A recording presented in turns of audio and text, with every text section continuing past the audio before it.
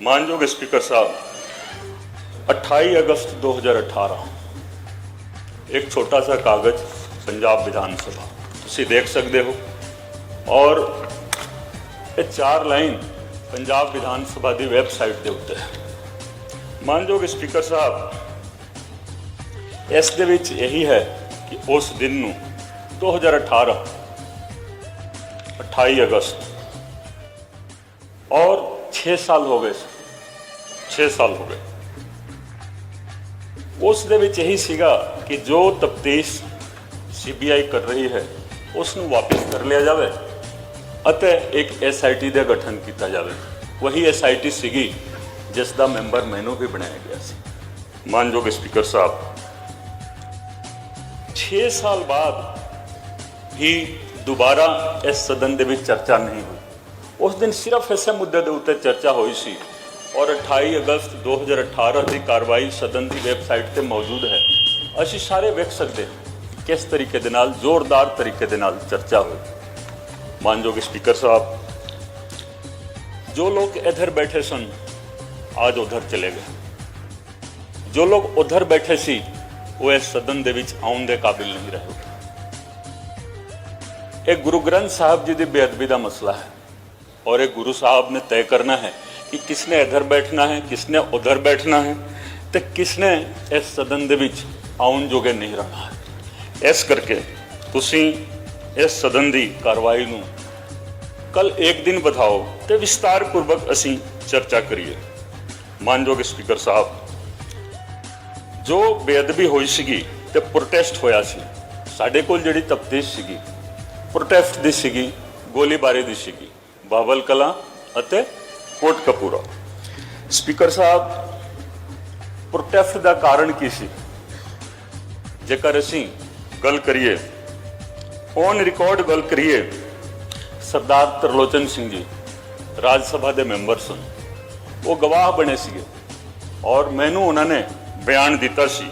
उन्होंने कहा कि कोई भी जो पार्डन दा कागज सीगा, जो माफ़ीनामा सीगा, उदों नहीं दिता गया। 24 सितंबर 2015 को माफ़ी दी गई।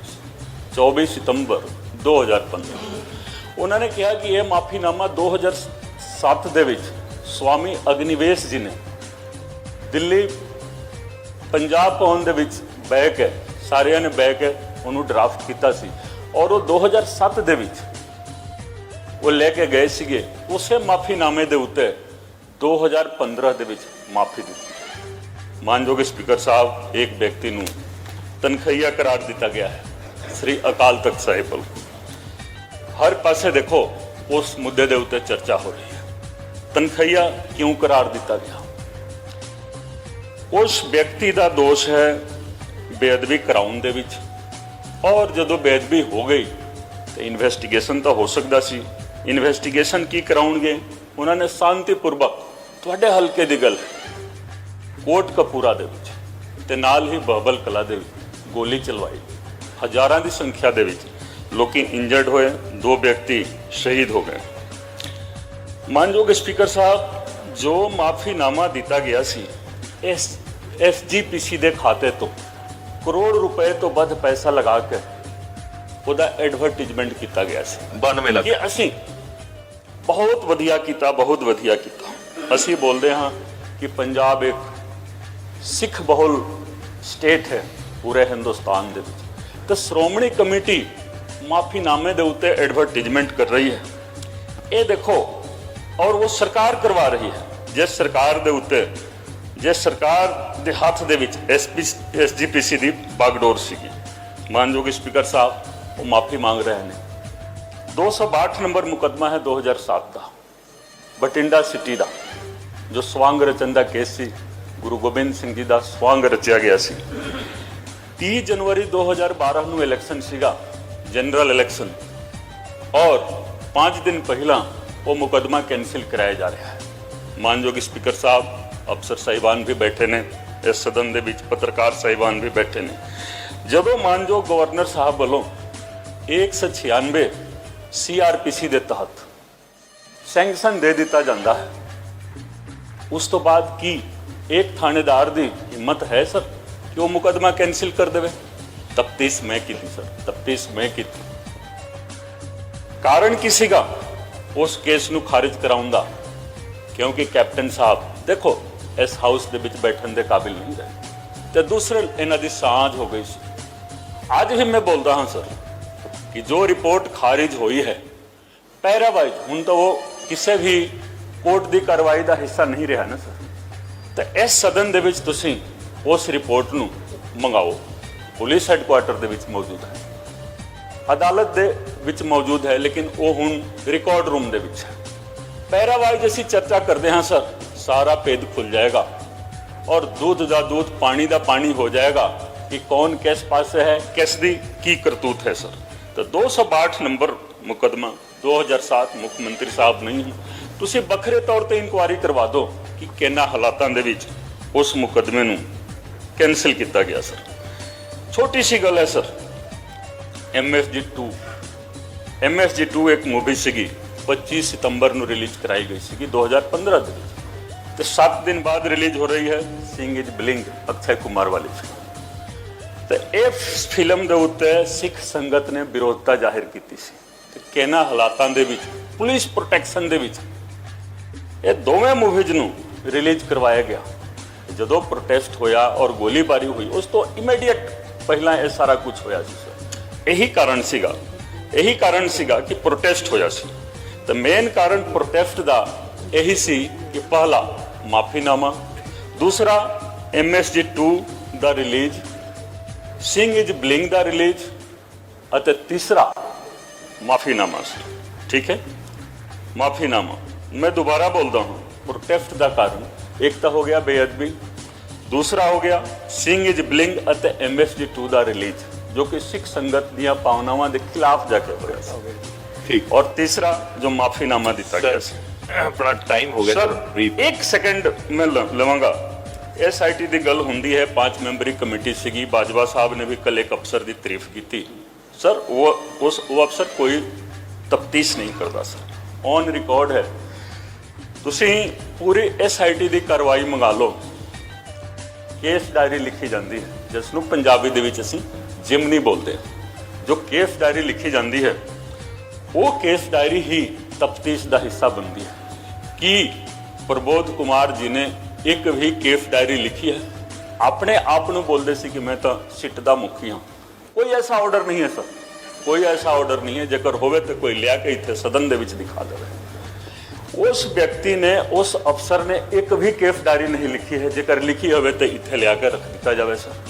नंबर टू अरुणपाल सिंह, उन्होंने भी जेकर कोई केस डायरी एक भी जिमनी लिखी हो तो इस हाउस के सर लिया के दिखा दिता जाए। नंबर 3 तो मैं सीगा सर कुंवर विजय प्रताप सिंह। मैं जरूरत की थी केस डायरी लिखन की, मैं केस डायरी लिखी सर। कहा गया कि देखो 2 अफसरों को इन्होंने बाईपास किया, लिखना चाहिए सी उन्होंने लोगों को। जेकर मैं भी छड़ दिंदा तो केस डायरी कौन लिखता, तफ्तीश कौन करता, किस तरीके दे नाल तफ्तीश होंदी। तो इस चीज़ की भी इनक्वायरी कराओ तुसीं। तुहाडी चेयर दे विच बहुत पावर है कि प्रमोद कुमार और अरुणपाल सिंह ने एक भी केस डायरी क्यों नहीं लिखी, किन्हां हालातां दे विच नहीं लिखी तो किस नूं बचाउण वास्ते नहीं लिखी सर। SIT उस तो बाद बनी जदों मैं नौकरी छड़ दी। तो जो SIT ਪਹਿਲਾਂ ਬਣੀ ਹੋਈ ਸੀਗੀ ਕੈਪਟਨ ਸਾਹਿਬ ਵੱਲੋਂ ਮੇਰੀ ਨੌਕਰੀ ਛੱਡਣ ਤੋਂ ਬਾਅਦ 2 SITਆਂ ਬਣਾਈਆਂ ਗਈਆਂ। ਇੱਕ SIT ਕੋਟ ਕਪੂਰਾ ਵਾਲੀ, ਉਹਨਾਂ ਨੇ ਕੇਸ ਨੂੰ ਰਫਾ ਦਫਾ ਕਰ ਦਿੱਤਾ ਸਰ। दूसरी SIT बनी बाबल कला वाली, बाबल कला केस सर वो ट्रांसफर होकर फरीदकोट की मानयोग जिला अदालत तो डिस्ट्रिक्ट कोर्ट चंडीगढ़ दे विच आ गया है सर। असी हर अदालत की प्रेस्टीज दे उत्ते, हर अदालत दे मान दे उत्ते मान महसूस करते हैं। लेकिन सर तुसी देखो, जो गवाह अपने पिंड तो चल के फरीदकोट जिला हैडकुआटर ते नहीं आ सकते सी, असी पिंडा दे विच जा के बयान लिखते सी कि वो गवाह चंडीगढ़ दे विच आउणगे गवाही देने वास्ते।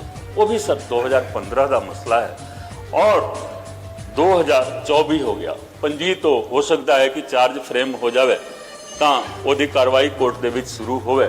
तो कि 10 साल बाद पहला तो यही देखना है कि किन्ने गवाह इस वेले लाइव ने, किन्ने गवाह इस मुल्क दे विच मौजूद ने, कई तो बाहर चले गए पैसे पूसे दे के सर दोषियों ने, दोषी बहुत ताकतवर ने, बाहर भेज दिता गया। तो इस केस दे विच एक दिन ये होना है 20 साल बाद 25 साल बाद कि फलाने नूं बाइज्जत बरी कर दिता गया, फलाने नूं बाइज्जत बरी कर दिता गया। लेकिन एक अदालत ऊपर भी है सर, गुरु गोबिंद सिंह जी की अदालत। उस अदालत तो बरी होना बहुत मुश्किल का काम है सर, बहुत मुश्किल का काम है। और उत्थे रोजाना तौर पर सुनवाई चल रही है सर। एक होर बहुत इंपॉर्टेंट गल है सर, बहुत इंपॉर्टेंट गल, मैं रिजाइन कर दिता सर। तुसीं देखोगे मीडिया नूं इस चीज़ ते रोक दिता गया, मीडिया नूं काबू किया गया। मेरे मीडिया के भरा भी बैठे हुए ने। प्रशांत किशोर उदों आए सीगे सर 1 मार्च 2021 नूं कांग्रेस पार्टी दे नाल, जां तुसीं कहो कैप्टन अमरिंदर सिंह दा चीफ एडवाइजर बन के। 17 दे विच भी आए सीगे, कॉफी विथ कैप्टन, गुटका साहिब ते हाथ रख के इंसाफ दिलावांगे। लेकिन 5 अगस्त 2021 नूं रिजाइन करके चले गए। किन्ना हालातां दे विच रिजाइन करके गए, किसे मीडिया दे विच गल नहीं आई। चले गए ये तो आ गया हर थां, लेकिन किसी ने उसकी एनालिसिस नहीं की कि क्यों चले गए।